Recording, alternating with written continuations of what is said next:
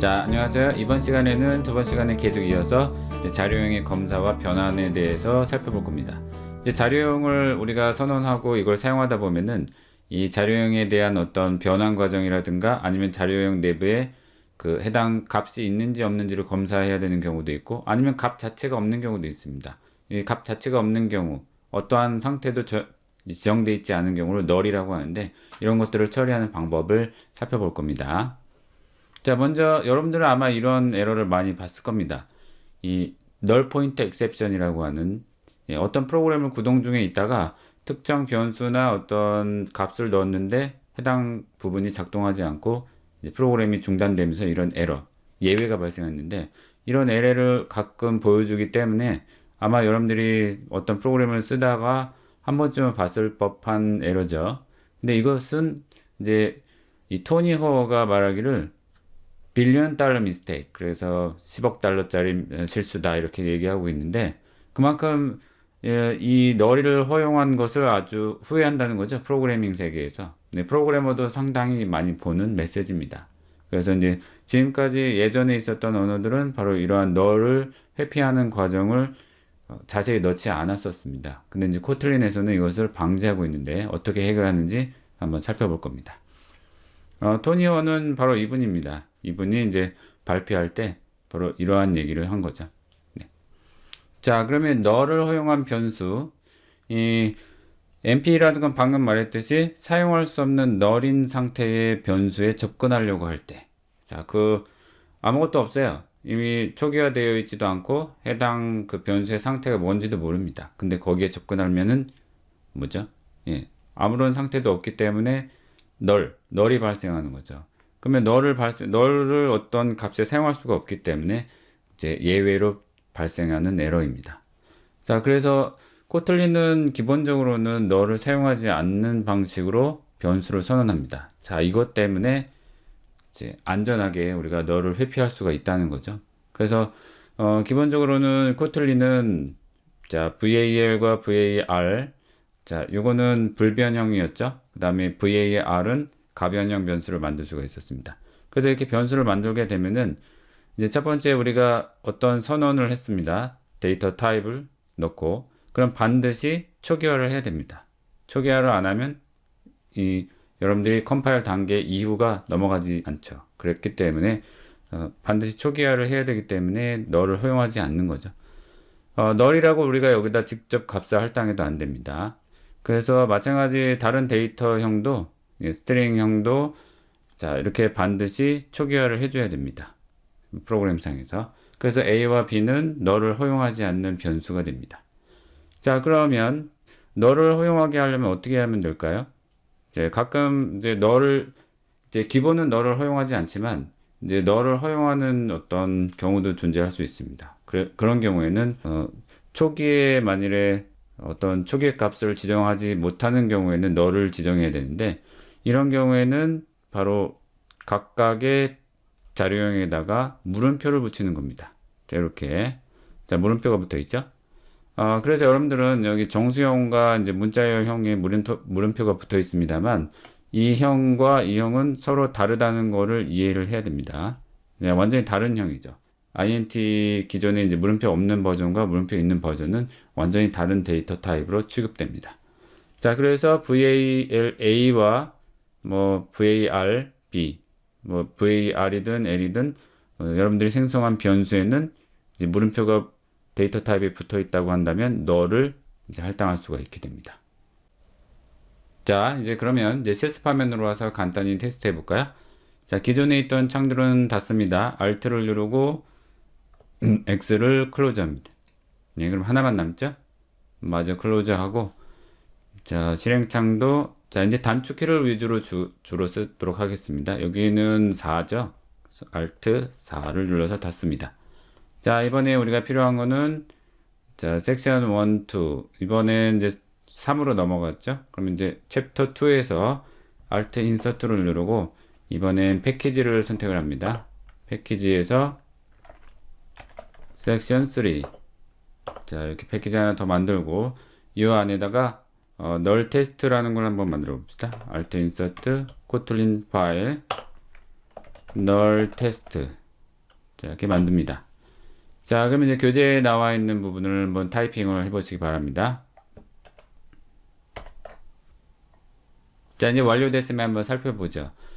이 해당 코드를 자세히 보시면 str1은 스트링형으로 지금 선언이 됐습니다. 그래서 hello kotlin이라는 값이 초기화됐는데 VA의 R이니까 나중에 값을 변경할 수 있죠. 자, 이렇게 만들어진 변수를 다시 null이라는 거를 할당해서 이제 상태를 없게 만드는 건데 임의로, 그렇죠? 자, 이런 null을 허용하지 않죠, 지금 현재. 그래서 기본적인 데이터 타입들은 null을 허용하지 않기 때문에 이 부분에 에러가 발생합니다. 일단 에디팅 화면 자체에서도 지금 코드 어시스트를 통해서 알려주고 있습니다. 어쨌든 이것을 강제로 실행하려고 할 때, 자, 이제 단축키 Alt Shift F10을 누릅니다. 이렇게 해서 이제 우리가 실행하고자 하는 거는 요거죠. null test kt. 자, 이 null은 non-null 타입의 스트링에는 지금 현재 할당할 수 없다는 것을 가르쳐 주고 있습니다.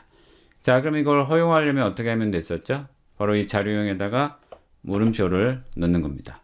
그럼 이제 기존의 스트링과 스트링 물음표로 되어 있는 이 데이터형은 아예 그 갈라지는 클래스 관계도에서 완전히 다른 형태입니다. 다른 형태의 데이터 타입이라고 이제 생각하셔야 됩니다. 그러니까 너를 허용하는 거죠.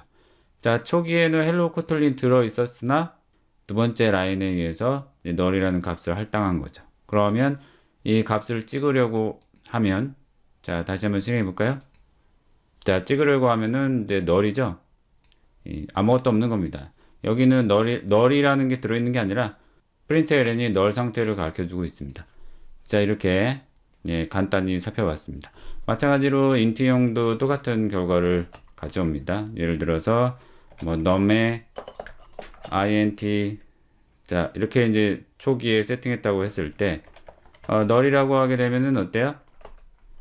안 되죠. 예. 바로 이제 선언과 동시에 초기화하려고 했으나 안 되고 있습니다. 이때도 마찬가지 int에 물음표를 붙여서 해당 변수에 null을 집어줄 수가 있습니다. 마찬가지로 찍을 때는 $num, 자, 같이 이제 null이 나오겠죠. 자, 이렇게 이제 간단히 테스트 해봤습니다. 자, 이번에 다시 슬라이드로 돌아와서 이제 세이프 콜과 non-null 단정 기호에 대해서 한번 생각해 봅시다. 자, 이제 사실 이제 null이라는 걸 우리가 사용하기 위해서 이 물음표 기호를 사용해서 선언했었죠. 자, 그러면 이 str1은 null이 들어갈 수 있었습니다. 자, 근데 만일에 이 str1이라는 건 스트링형인데, 스트링은 이제 일종의 이제 객체에 해당됩니다. 그러니까 문자열로 만들어진 객체죠. 우리가 선언된 변수는 str1이지만 이 str1의 멤버들을 접근할 수 있습니다. 자, 요 라인에 보면은 str1의 length, 그래서 이 스트링의 총 길이를 파악할 수 있는 멤버입니다. 여기 길이를 알려주죠. 몇 자가 들어있는지. 자, 근데 문제가 있습니다. 바로 이 str1 뒤에 length를 접근하려고 하면은 만일에 이 str1이 null인 경우에는 이 length 자체를 처리할 수가 없게 됩니다. 그렇죠? 이런 문제가 있죠. 그래서 이거를 방지하기 위한 어떤 특정 코드를 넣어줘야 됩니다. 그래서 먼저 첫 번째는 safe call을 사용하는 겁니다. safe call은 이 length라는 거를 사용해서 멤버에 접근하려고 할 때, 접근해서 뭔가를 값을 읽어오려고 할 때, 이 str1이 null인 경우에는 이 부분을 실행하지 않고 그냥 null을 반환하게 되는 겁니다. 만일에 null이 아닌 경우에는 length를 실행해서 해당 길이를 반환하게 되죠. 그와는 약간 의미가 다른데 non-null 단정 기호입니다. 이 단정 기호는 어때요? 물음표 두 개의 점이죠. 자, 이거와 차이점은 얘가 null이 아닌 경우에만 얘가 접근하게 하는 거고, 이 느낌표 두 개는 null 자체가 아니다 라고 단정하는 거예요. 그래서 str1이라는 이 변수에는 null이 들어있을 리 없다, 그렇게 이제 생각을 하는 거죠. null이 들어있을 리 없으니까 당연히 어떻게 되는 거죠? non-null이라고 보는 거죠. non-null이라고 단정하게 되고, 그렇게 되면은 length를 접근할 수 있게 되는 겁니다. 단 이 코드에는 문제가 있습니다. non-null이라고 단정을 했는데 str1에 non-null이라고 단정했는데 여기에 null이 있으면 어떻게 되는 거죠? 그럼 안 맞죠? 그렇기 때문에 non-null로 단정하는 이 기호는 그냥 그 해당 코딩상의 컴파일러에 이제 알려줘서 검사하지 말고 넘어가라는 어떤 지시자에 해당되는 것 뿐이지, 널을 잡아주진 못합니다. 그래서 이거는 이제 코딩상에서 널을 그냥 넘어가게 하려고 할 때 쓰는 거고, 이거를 이제 실제로는 널인 경우에는 MPE가 발생할 가능성이 있습니다. MPE가 발생하죠. 만일에 str1이 널인 경우에. 그래서 이제 주의해서 써야 됩니다. 왜? 되도록이면 회피해야 되죠. 하지만 이제 빠른 코딩을 위해서는 넌널 단정교를 넣고 실제 이제 어떤 일이 일어나는지 테스트는 해볼 수 있습니다. 자, 그래서 세이프 콜과 넌널 단정교를 써서 우리가 코드를 좀 더 안전하게 처리할 수가 있습니다. 자, 이걸 다시 한번 코딩상에서 한번 테스트 해 봅시다. 자, 이제 코드로 돌아와서 다시 한번 자, 교재했던 라인을 한번 작성해 봅니다. 자, 그럼 어때요? 작성과 동시에 여기 빨간 밑줄로 나오죠? 그래서 여기 코드 어시스트가 알려줍니다.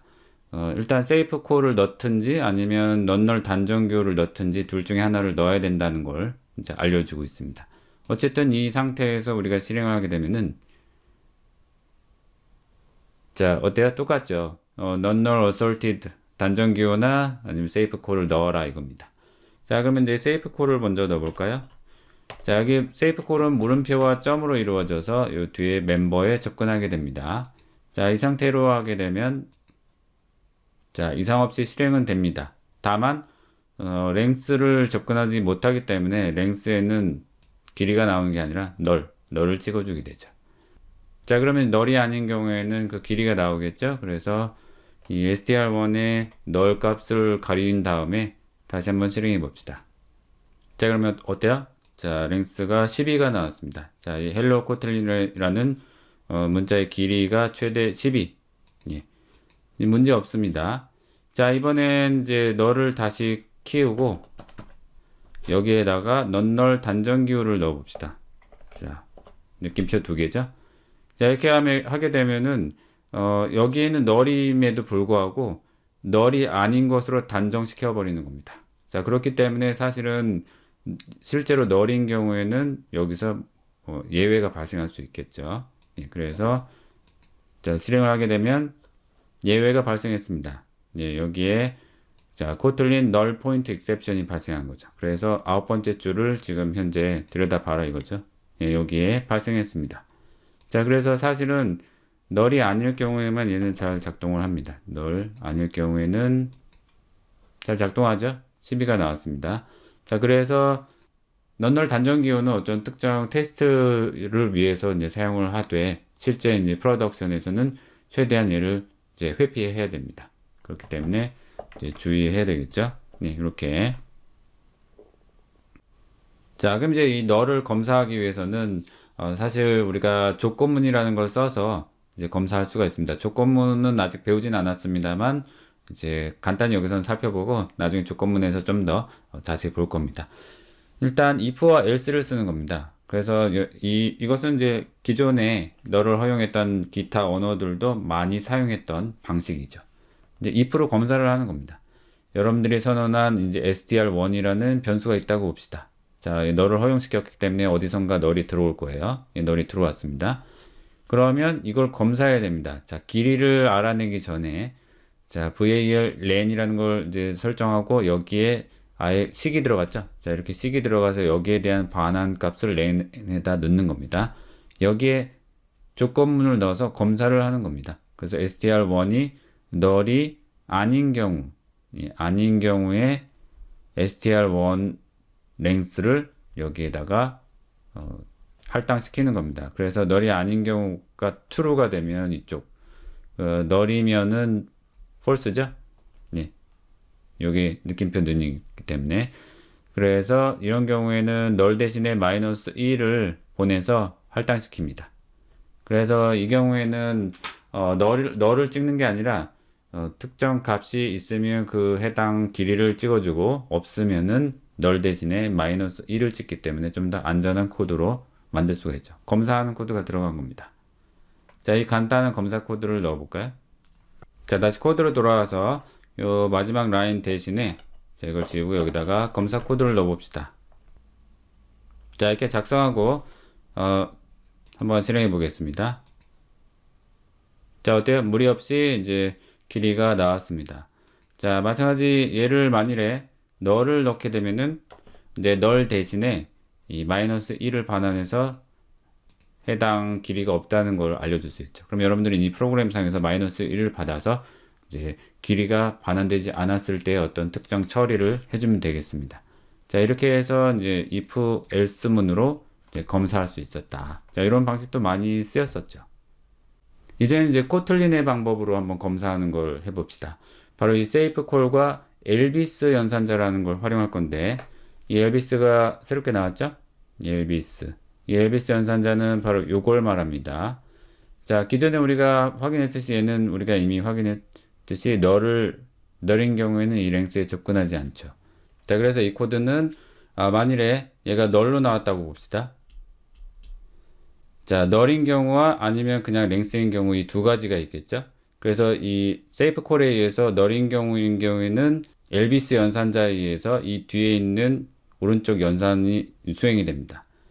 만일에 널이 아닌 경우에는 바로 왼쪽에 있는 랭스 자체가 반환이 되죠. 그래서 이걸 사용하게 되면은 아까 전에 우리가 작성했던 if와 else를 제거하고 이렇게 간단히 줄여서 사용할 수가 있습니다. 자, 그래서 아까 봤던 수식에 자, str1이 널인 경우에는 자, 요로 점프 뛰어서 얘를 자, 찍는 거고, 널이 아닌 경우에는 랭스로 가서 얘를 찍는 거죠. 자, 이렇게 두 가지 경우가 있습니다. 그래서 항상 여러분들은 그 머릿속에 먼저 왼쪽에 있는 수식 1번부터 처리되고 난 다음에 이거의 결과에 따라서 이제 이 엘비스 연산자로 이제 처리를 하는 겁니다. 그래서 만일에 널이면 이 뒤에 오른쪽에 있는 부분, 널이 아니면 왼쪽에 있는 부분을 그대로 반환한다. 이렇게 이제 생각하시면 되겠습니다. 자, 그러면 이제 다시 코드로 돌아오면 이 두 라인은 사실 이제 필요가 없는 거죠. 이 두 라인을 지우고 이걸 대신하는 거기 때문에. 자, 여기 교재에 있는 내용 한번 작성해 봅니다. 자, 그럼 이제 아주 간편해졌는데 바로 일단 프린트문 자체에다가 이제 표현식을 넣습니다. 따로 우리가 변수로 할당해도 되지만 이 표현식 자체에다가 세이프 콜과 이제 엘비스 연산자를 넣었기 때문에 이제 바로 처리가 가능하죠. 자, 여기서 실행해 봅니다. 자, 그럼 어때요? 자, 널인 경우에 이쪽 엘비스 연산자 가정 오른쪽에 있는 마이너스 1이 이제 나왔습니다. 자, 그럼 이제 다시 이 널을 가려서 한번 실행 다시 해봅니다. 그러면 이제 이 왼쪽의 결과, 널이 아닌 경우에 랭스 자체가 반환됩니다.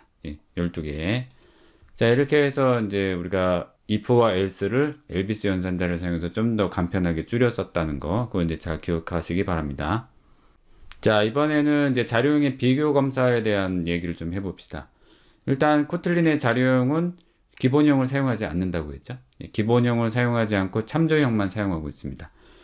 자, 그리고 만일에 서로 다른 자료형을 우리가 사용하는 경우에는 이게 서로 자료형이 맞지 않죠. 그러면 이제 비교가 안 됩니다. 그래서 자료형을 맞추기 위해서 변환하는 과정이 필요합니다. 자, 이제 자바로 만일에 자바를 사용했던 분이라면 이게 약간 헷갈릴 수 있는데, 왜냐하면 자바는 특정 자료형으로 변환하지 않아도 자동 변환, 해당 자료가 자동 변환되기도 하고, 그 다음에 자바는 기본형을 사용했는데 기본형에서도 자료형의 이제 자동 변환을 지원하고 있습니다. 그래서 이제 자바에서 있었던 그 기본형과 참조형이 혼합된 이 사용이 좀 안 좋은 프로그래밍의 결과를 가져올 수 있습니다. 그래서 코틀린에서는 그런 것을 없애고 이제 확실히 변환 과정을 거친 다음에서만 비교할 수 있도록 좀 더 안전하게 해주고 있죠. 자, 그래서 만일에 이제 코틀린의 첫 번째 변수 A를 int형으로 만들었다고 봅시다. 자, 이렇게 만들었고, 자, B에 더블형으로 선언했습니다. 그러면 이 A에 있는 것을 더블형에 선언되어 있던 B에다 할당하고 싶어요. 그러면 할당이 안 됩니다. 자료형 불일치가 발생하죠. 그래서 반드시 이 A를 변환한 다음에 담아줘야 됩니다. 자, 마찬가지 C에는 정수형이죠. 정수형인데 여기에 우리가 알고 있는 1.1은 실수형이 됩니다. 그래서 1.1을 담으려고 하면 마찬가지 자료형 불일치가 발생합니다. 자, 그래서 코틀린에서는 이 각각의 변수에 해당되는 변수의 멤버로 접근하는 겁니다. 자, 점을 사용해서 멤버 접근은 점입니다. 나중에 이제 클래스 파트에서 배우긴 합니다만 우리가 생성하는 모든 변수는 또 객체이기도 합니다. 그래서 그 객체 내에 멤버인 to double 이렇게 해서 변환 메서드에 이제 접근하게 되는 거죠. 그래서 이 두 번째 이 라인은 이렇게 고쳤어야만 변환이 되는 거죠. 자, b에 자, double이라고 되어 있는 이 b라는 변수에 정수형 a에 있는 값을 담으려면 .to도uble로 변환한 다음에 그 다음에 할당시켜야 됩니다. 자, 이걸 잘 기억하시고 이제 자바에서는 이게 그냥 그 더블형에서 인트형으로 해도 이제 할당이 되기 때문에 그 부분을 주의해서 봅니다. 만일 우리가 표현식에서 쓸 때는 이제 자동 변환이 되는데, 자, 잘 보시면 이제 result라고 돼서 여기에는 어떠한 그 데이터형을 쓰지 않았죠. 추론시키기 위해서. 자, 그러면 여기 1L이라고 하는 건 사실 우리가 알고 있죠. 뒤에 전미사 L이 붙으면 롱형. 자, 그리고 3은 정수형이죠. 근데 만일에 롱형과 정수형을 더해지는 이 표현식이 나오면 이 해당 두 개를 더한 값은 롱형으로 좀 더 큰 데이터 타입으로 변환이 됩니다. 그래서 이 해당되는 롱형으로 리절트에 들어가게 되는 거죠. 그러면 이제 여기 추론된 데이터형은 이제 우리가 알 수 있죠. 예, 롱형이라는 걸 알 수 있습니다. 자, 이렇게 이제 코틀린의 어떤 특정 자료형을 선언할 때는 이제 해당 자료형이 서로 불일치할 경우에는 에러가 나기 때문에 그걸 변환하거나 혹은 표현식에서 이제 변환되는 부분을 이제 체크해 줘야 됩니다. 자, 이런 변환 메소드들은 이제 많이 있습니다.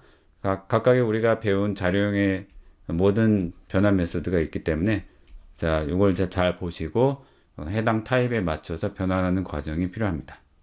자, 이번에는 기본형과 참조형 자료형을 한번 비교하는 그 원리를 한번 살펴보겠습니다. 자, 보통 우리가 이중등호를 쓰고 있죠. 이제 어떤 특정 값을 비교할 때. 근데 이제 코틀린은 이 삼중등호를 제공하고 있습니다.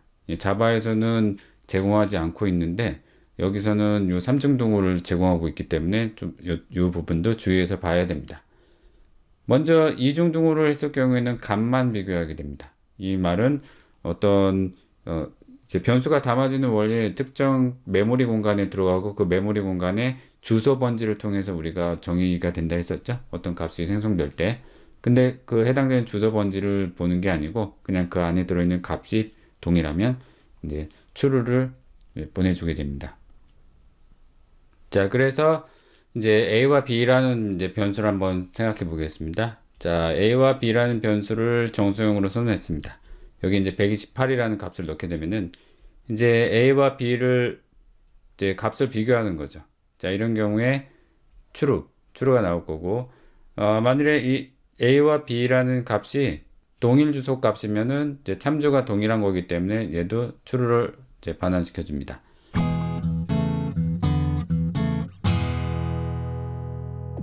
자, 그래서 이 두 가지 형태가 있는데, 그럼 이제 달라지는 경우는 어떤 것인가 한번 봅시다. 달라지는 경우는 이 A라는 것과 B라는 것이 완전히 다른 형태의 데이터 타입을 쓸 때, 자, 어때요? 우리가 INT형과 여기 물음표 붙은 거는 너를 허용하는 거죠. 이 INT 물음표형이 붙어 있는 이 두 개의 그 자료형은 서로 완전히 다르다고 했습니다. 그래서 이 A와 B는 이제 주소 번지가 같을 수가 없어요. 달라지죠. 그래서 여기에 들어있는 내용은 같습니다.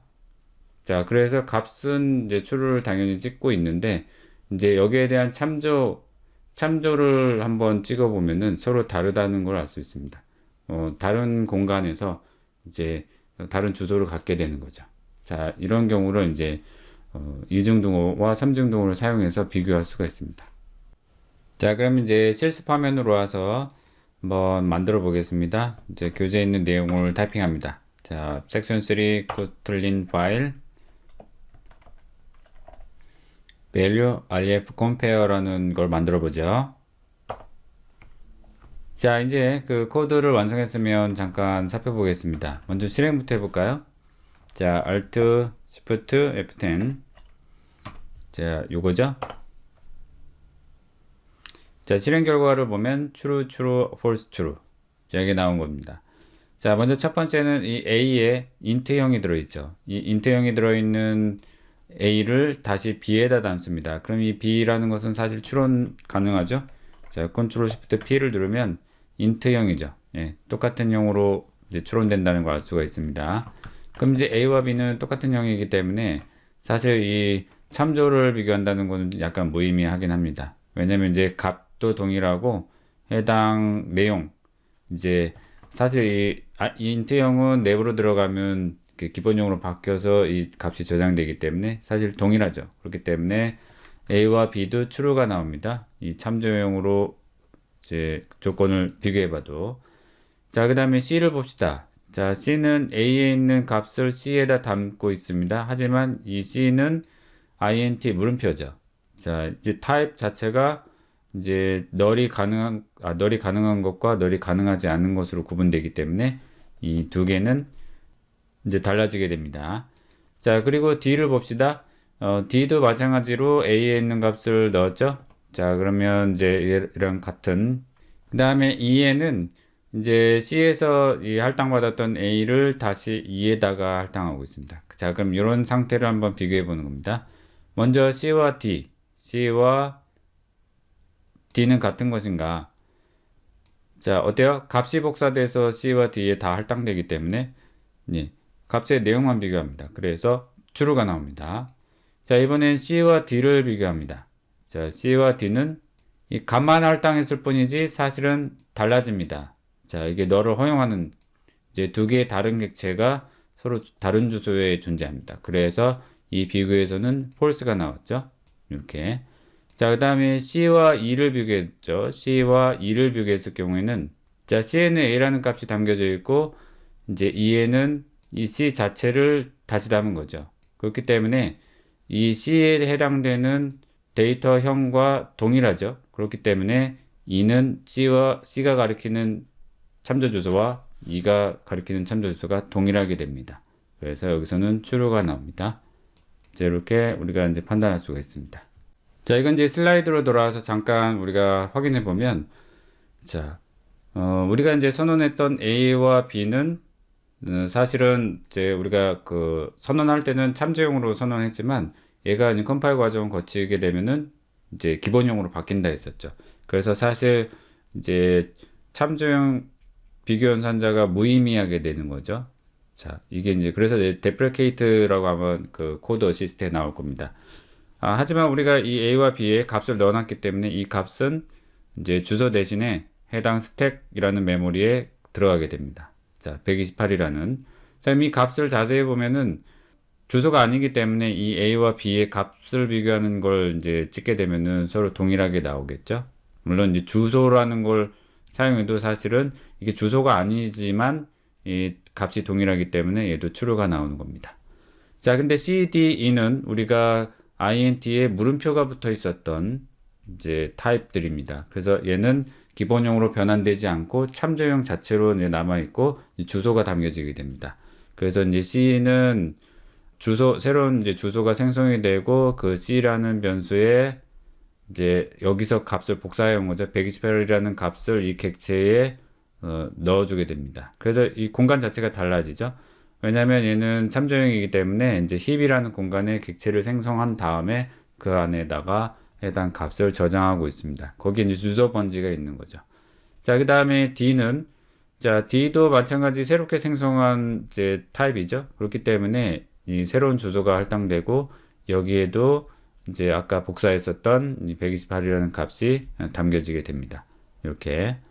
자, 그래서 이 A1과 A2는 서로 다른 주소이기 때문에 값은 같지만 이제 참조 연산을 하게 되면은 이 두 개의 참조 연산이 false가 나오게 되겠죠. 다만 E의 경우에는 이 C 자체에 있는 같은 타입을 복사해서 여기다가 지정한 거기 때문에 이 경우에는 이 C에 있는 주소가 그대로 여기에 복사가 됩니다. 복사가 되기 때문에 어때요? E는 사실은 E와 C를 이제 참조 연산을 하게 되면은 동일 주소이기 때문에 이제 true가 나오겠죠. 예, 값도 동일하고. 자, 이렇게 이제 여러분들이 어떤 이제 그 자료용을 선언하고 그 내용을 비교하고 예, 참조를 비교할 때 이런 원리가 숨어 있기 때문에 여러분들이 이제 사용할 때 잘 이제 체크해 봐야 됩니다. 자, 근데 이제 한 가지 더 그 이제 주의사항이 있는데 이제 코틀린에서 참조 범위로 선언한 변수 값을 사용할 때 자, 우리가 128이라는 값을 썼죠. 하지만 우리가 사용하는 값이 마이너스 128에서 127 범위 작은 값이죠. 이 작은 수치에 존재하면은 이런 어떤 기본형이나 참조형에 대한 연산을 수행하는 게 아니라 그냥 캐시에 들어갑니다.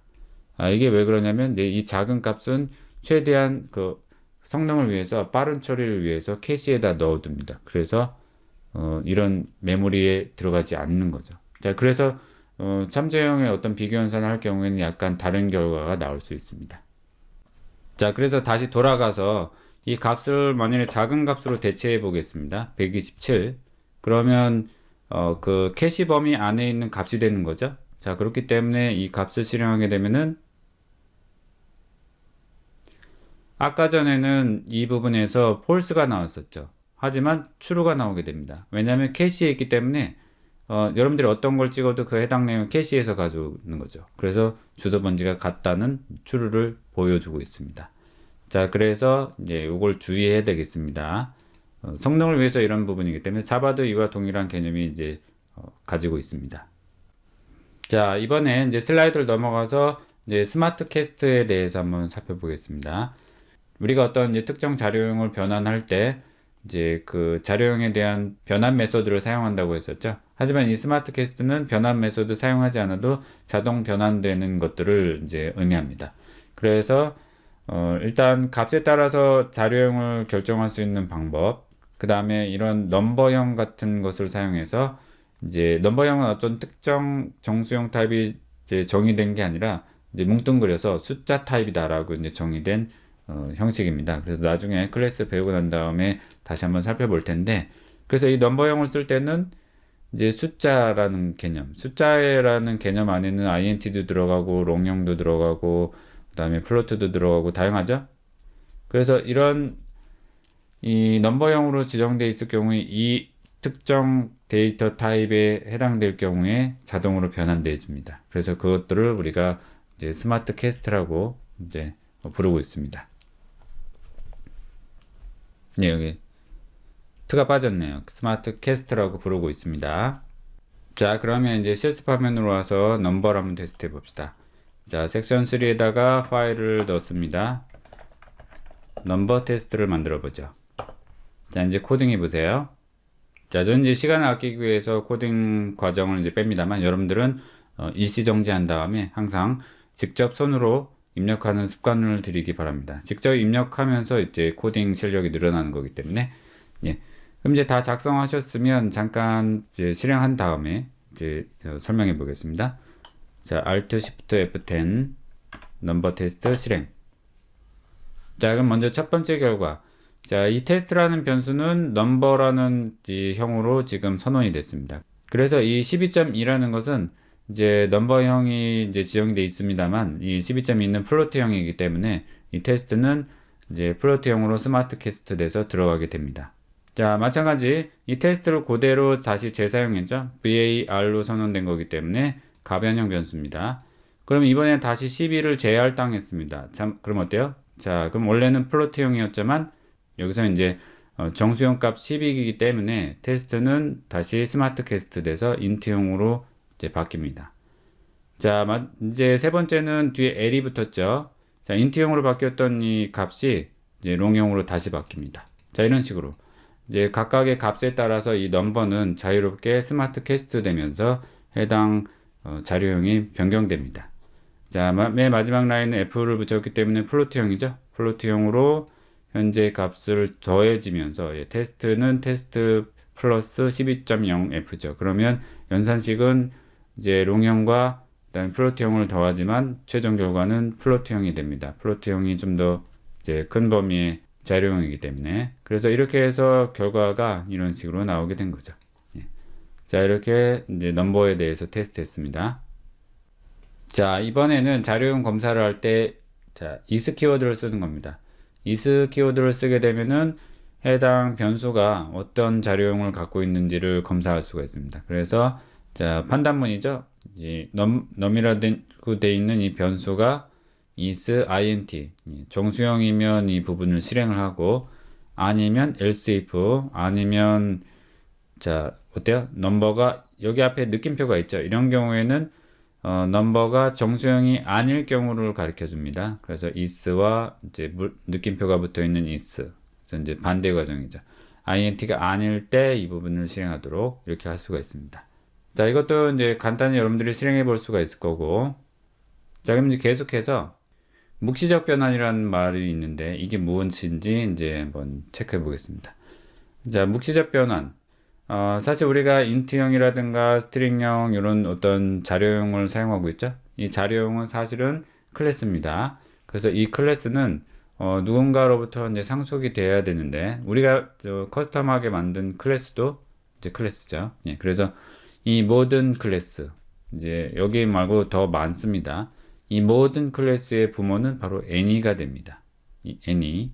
그래서 any는 특정 자료형이 정해지지 않은 형태를 가리키죠. 그래서 모든 걸 가리키기도 하는데, 그래서 이제 모든 클래스의 뿌리가 됩니다. 그래서 이 any를 사용하게 되면은 이 any는 이제 하위에 있는 어떠한 타입이라도 이제 바뀔 수가 있습니다. 그래서 자, 이런 경우 언제든 필요한 자료형으로 자동 변환되는데 이건 이제 스마트 캐스트, any형에 의한 스마트 캐스트라고도 할 수 있죠. 자, 이 any형은 자바의 오브젝트하고 비슷하긴 합니다만 좀 다른 형태를 갖추고 있습니다. 그래서 이거는 나중에 다시 한번 언급하도록 하겠습니다. 그럼 다시 이제 실습 화면으로 와서 any를 가지고 캐스팅하는 걸 한번 이제 작성해 보죠. 자, 섹션 3에 any 캐스팅을 만들고 관련 내용을 이제 여러분들이 타이핑합니다. 자, 타이핑이 완료됐으면 실행하기 전에 간단히 설명해 볼까요? 자, 이 a라는 변수는 any로 선언됐죠? 자, 여기 이제 1을 담고 있습니다. 그 다음에 다시 한번 20L 다시 바뀌었죠? 어때요? 처음엔 정수형이었지만 이제 20L에 의해서 롱형으로 다시 스마트 캐스트 됩니다.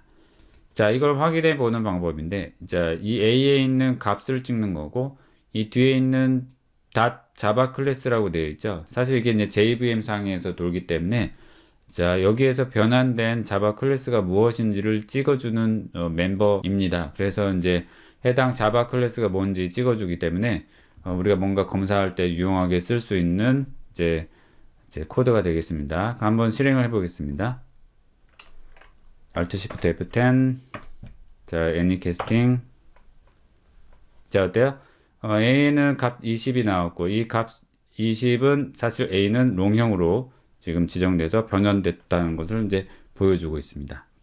자, 그럼 이제 파일을 하나만 더 만들고 이제 마저 마무리하겠습니다. 섹션 3 Alt Insert 코틀린 파일. 자, any args test라고 한번 만들어 보죠.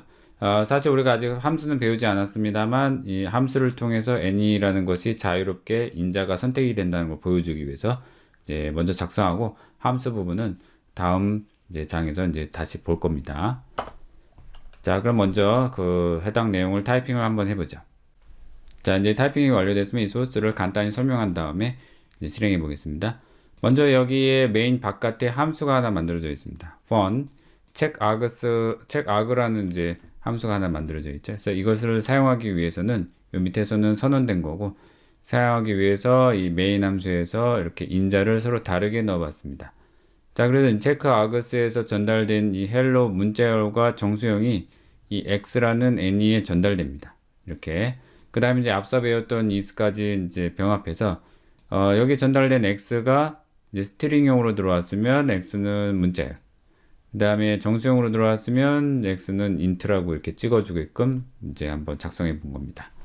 자, 그래서 이 any는 어떤 형태든지 이제 인자를 받게 되고 이 is에 의해서 이 만나서 검사하는 순간 여기서 스마트 캐스팅이 됩니다. 그래서 여기에서 찍어주는 이 x는 스트링형이 되는 거고 여기는 이제 정수형으로 스마트 캐스팅된 값이 찍히게 되는 거죠.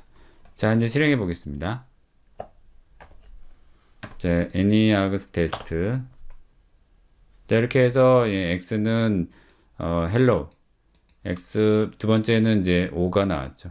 우리가 어떤 데이터 타입을 전달한다 할지라도 여기에 이제 any가 전부 처리할 수 있게 됩니다. 자, 그럼 여기까지 해서 우리가 이제 이번 절을 마무리할 건데 이제 여러분들이 반드시 기억해야 될 것은 이제 코틀린에서는 기본적으로 선언하는 자료형들은 전부 널을 허용하지 않는다는 거. 그거 이제 잘 기억하시면 되겠습니다. 만일에 여러분들이 너를 허용하는 변수를 선언하고자 할 경우에는 이제 우리가 사용했던 int 뭐 스트링 뒤에 물음표를 넣어준다. 자, 그 다음에 또 특히 주의해야 될 거는 우리가 사용하는 그 int 스트링과 물음표 붙어 있는 int 스트링은 완전히 서로 다른 별개의 데이터형이 되는 겁니다. 그래서 이걸 만약 비교하려고 했을 때 기본적으로 우리가 int나 스트링은 다시 코틀린 내부로 들어와서 JVM 상에서 기본형으로 바뀌게 되기 때문에 이제 완전히 틀려지죠. 하지만 이제 물음표가 붙어 있는 건 기본형으로 바뀌는 게 아니라 참조형으로 계속 남아 있습니다. 그래서 해당 주소를 비교하기 위해서 삼중등호를 쓸 때는 서로 달라지는 결과를 얻을 수가 있습니다. 또 하나 이제 주의해야 될 거는 캐시죠.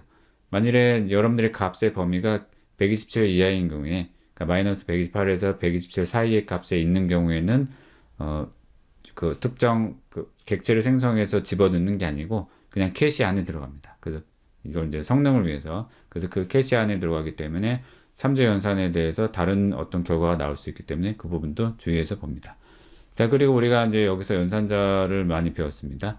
우리가 이제 기본적으로 이제 세이프 콜이라고 되어 있는 물음표 점, 그 다음에 뭐죠? 이제 넌널 단정기호, 예, 그 느낌표가 두 개 있죠. 그래서 어떤 사이트에서는 이 느낌표 두 개를 빵 뭐죠? 예, 총을 쏘는 것에 비교하고 있습니다. 총을 두 번 쏘면 터지죠. 예, 그래서 그렇게 이제 기억하시면은 좀 더 쉬울 것 같습니다. 터진다는 의미는 이제 널 포인트 익셉션이 발생한다 이겁니다. 예, 잘못 쓰면 발생한다. 자, 그래서 여기까지 해서 이제 마무리하고 다음 절로 이제 넘어가도록 하겠습니다.